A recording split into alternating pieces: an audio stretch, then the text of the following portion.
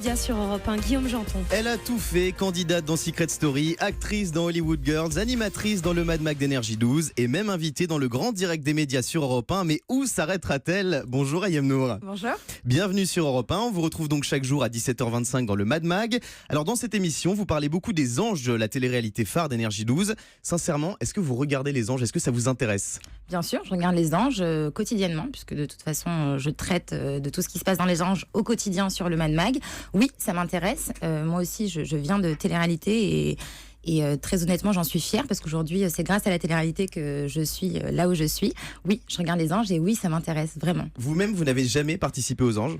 J'ai fait une petite intervention pour l'anniversaire à l'époque de Nabila. J'y ai pas participé. Jamais en tant que candidate? Jamais en tant que candidate. Pourquoi? Parce que j'ai eu la chance d'avoir d'autres propositions. Je me suis jamais cachée de vouloir faire de l'animation. Donc j'ai eu la chance d'avoir des propositions à la sortie de Secret. Et du coup, je me suis dirigée dans cette direction. Ayem, chaque jour, vous concluez le Mad Mag par une petite phrase, on l'écoute. Alors à demain, et d'ici là, soyez vous-même. Et n'oubliez pas, c'est très important, on s'en fout de ce que pensent les autres. On s'en fout de ce que pensent les autres, ça s'adresse à qui? C'est pour la presse People? C'est pour la presse People, c'est pour toute la méchanceté qu'il peut y avoir sur les réseaux sociaux, la déferlante de haine au quotidien. Moi, je l'ai subi à un moment donné.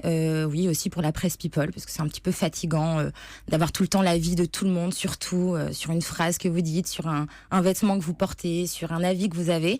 Donc oui, à un moment donné, j'ai décidé de prendre du recul et c'est un petit peu vulgaire, mais de m'en foutre de ce que pensent les autres. C'est la rançon de la gloire un peu en même temps. Oui, c'est la rançon de la gloire. Après, on peut pas anticiper tout ça. Moi, quand j'ai fait l'émission de Secret, je pouvais pas anticiper à l'avance qu'il allait avoir tout ce côté un petit peu oppressant de la presse People. Ça vous dérange que les magazines étalent votre vie privée comme ça? Quand on n'a pas décidé d'être à la une d'un magazine et que surtout il y a des gens de ma famille, en l'occurrence mon fils, le père de mon fils, qui sont aussi mêlés à tout ça alors qu'ils l'ont pas choisi, oui, ça me dérange. Il y a des choses qui vous blessent?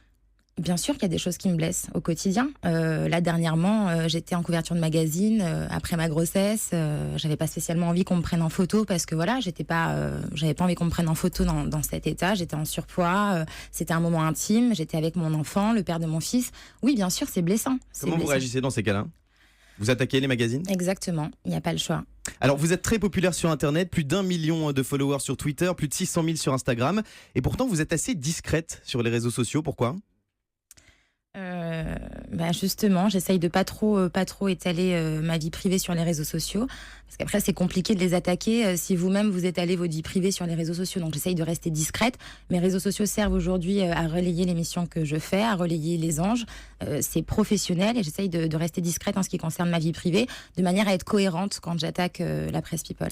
Il y a de plus en plus de personnages de télé-réalité qui mettent en scène leur vie privée justement sur les réseaux sociaux. On voit des accouchements, on voit des opérations de chirurgie esthétique. Vous en pensez quoi, vous? Je pense que ça les regarde. Moi, personnellement, je le ferai pas. Je suis contre. Mais si ça leur fait plaisir d'étaler ça les regarde. Moi, je suis pas dans le jugement, personnellement. C'est de la télé-réalité, au final. C'est de la télé-réalité, au final. Comme Secret Story. Comme Secret Story. Auquel vous avez participé. On vous a connu donc dans Secret Story 5. Alors à l'époque, l'émission était sur TF1, suivie par des millions de téléspectateurs. Et aujourd'hui, elle est sur NT1, dans une case un petit peu plus confidentielle. Est-ce que vous pensez que Secret Story a encore sa place à la télé? Oui, je pense que Secret a encore sa place à la télé. Je pense que Secret a toujours son public. Voilà, c'est au public de décider. Et je pense qu'ils ont été présents. Ils ont quand même fait des scores pas mauvais dernièrement sur cette année. Donc oui, je pense que Secret a encore sa place. Vous avez percé grâce à la télé-réalité. Est-ce qu'aujourd'hui, vous conseillez aux jeunes filles qui, comme vous, rêvent de devenir animatrices, de faire de la télé-réalité? Est-ce que c'est un moyen d'y arriver? Pour moi, ça a été un moyen d'y arriver. Je n'ai pas la prétention de pouvoir donner un conseil à ce niveau-là. Moi, personnellement, ça a été un accélérateur de notoriété pour moi. Ça a été un tremplin médiatique. C'est grâce à la télé-réalité qu'aujourd'hui j'ai la chance de vivre de ma passion et d'être animatrice. Après, le conseiller, je sais pas, puisque peut-être que pour certaines personnes, c'est pas une bonne chose. En tout cas, pour moi, ça l'a été. Et vraiment sans regret. Donc, au lieu de faire une école de journalisme, il faut faire Secret Story? Non, pas du tout. Je ne dis pas ça. Peut-être que certaines personnes y arrivent par une école de journalisme. Moi, ça n'a pas été mon cas. Ça a été pour moi, Secret Story m'a apporté ça aujourd'hui. Je ne conseille pas aux jeunes filles de ne pas aller à l'école et de ne pas faire une école de journalisme. Cependant, pour moi, ça a fonctionné. Et voilà, je ne peux pas conseiller aux jeunes filles de ne pas aller faire une école de journalisme. Mais pour moi, ça a fonctionné en tout cas. Ayem Nour, vous vous êtes fait une copine la semaine dernière, la chroniqueuse de Touche pas à mon poste, Enora Malagré. Ouais. Qu'est-ce qui s'est passé? Vous avez l'air ravi d'en parler en tout cas. Non, pour être très honnête, j'ai été très blessée par les propos qu'elle a tenus. Alors on rappelle ce qui s'est passé, vous avez donné une interview à Canal+, dans laquelle vous avez dit que l'argent rend beau. Oui, Ça n'a pas plu à Laura Malagré qui vous a un peu insulté sur le plateau Touche pas à mon poste. un peu beaucoup. Qu'est-ce que vous avez envie de lui répondre? Pas grand-chose. Voilà, que j'ai été blessée, que je trouve que ses propos ont été très méchants. Je trouve que c'était de la méchanceté gratuite. Maintenant, pour être très honnête, j'ai pas envie de m'étaler là-dessus. Je pense qu'elle a été beaucoup trop loin cette fois-ci, une fois de plus, mais là, elle a été vraiment trop loin. Aujourd'hui, c'est entre les mains de la justice. Mon conseil a envoyé... Vous l'attaquez pour ses propos? Bien sûr. Aujourd'hui, c'est entre les mains de la justice. Mon conseil a envoyé une mise en demeure. Et voilà, franchement, j'ai pas envie de m'étaler plus là-dessus. C'est entre les mains de la justice et je suis certaine qu'ils rendront justice, qu'elle a été vraiment trop loin et c'était gratuit, ça sortait de nulle part. Donc sincèrement, j'ai pas envie d'en parler plus que ça. Il y a un autre chroniqueur de Touche pas à mon poste que vous connaissez bien, c'est Mathieu Delormeau. Vous avez démarré votre carrière télé à ses côtés et aujourd'hui, on a le sentiment que vous êtes un peu moins proche qu'avant.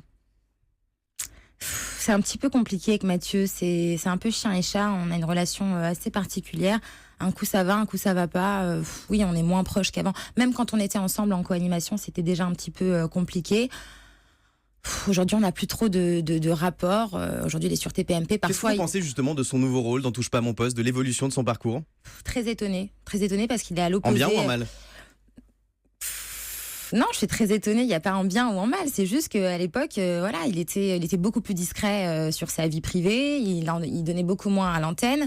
Nous, on n'avait pas le droit d'en parler de sa vie privée à l'antenne. Aujourd'hui, je trouve qu'il donne tout et c'est un petit peu étonnant. Ayem, si vous pouviez animer n'importe quelle émission à la télé, vous choisiriez laquelle?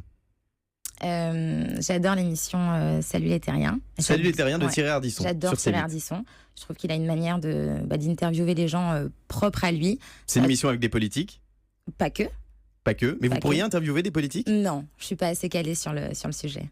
Ayem, on vous a proposé Danse avec les stars On m'a approché. et vous allez On dire m'a oui? approché. C'était pas cette année, c'était l'an dernier. Vous le feriez l'année prochaine?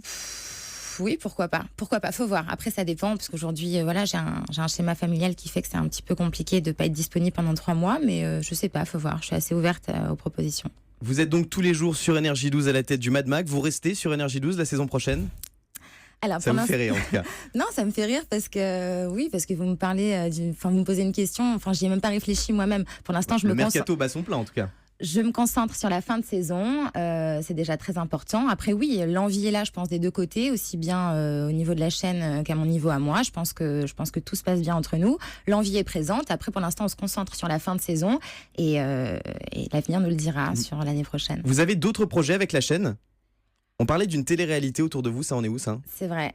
Pour l'instant, ça a été mis de côté puisque c'était un petit peu compliqué. Ça me demandait déjà de ne pas être présente sur le plateau du Mad Mag, donc c'était un petit peu compliqué. J'ai préféré faire passer en priorité le Mad Mag. Et puis, oui, mais on a toujours des projets. Énergie et moi, c'est un groupe que j'aime énormément, une chaîne qui m'a mise à l'antenne, qui m'a toujours fait confiance. Et oui, on a toujours des projets, on est toujours pour parler en tout cas. Ayem Nour, est-ce que vous avez été approché par d'autres chaînes concurrentes? Est-ce que j'ai été approchée par d'autres chaînes? Oui, à la période où... Qui ça? W9? Ouais, un petit peu W9. Mais après, c'est compliqué dans ce milieu parce que parfois, ils vous contactent et puis au final... Sans que ce soit vraiment concret. Voilà, Donc vous avez dit exactement. non en tout cas. J'ai rien dit. Et vous restez sur Énergie 12 à la rentrée? J'ai jamais dit ça. J'ai dit Donc que c'est- l'envie... donc vous partez. J'ai dit que l'envie était là. Mais il est incroyable. J'ai dit que l'envie je vous pose était une là. question, Mais écoutez. j'ai dit que... je vous réponds. J'ai dit que l'envie était là, des deux côtés, mais que pour l'instant, rien n'était fait, qu'on se concentrait sur la fin de saison et on verra ce qui se passera l'année prochaine. Donc vous restez sur Énergie 12. Ayem Nour est notre invité sur Europe 1. À tout de suite.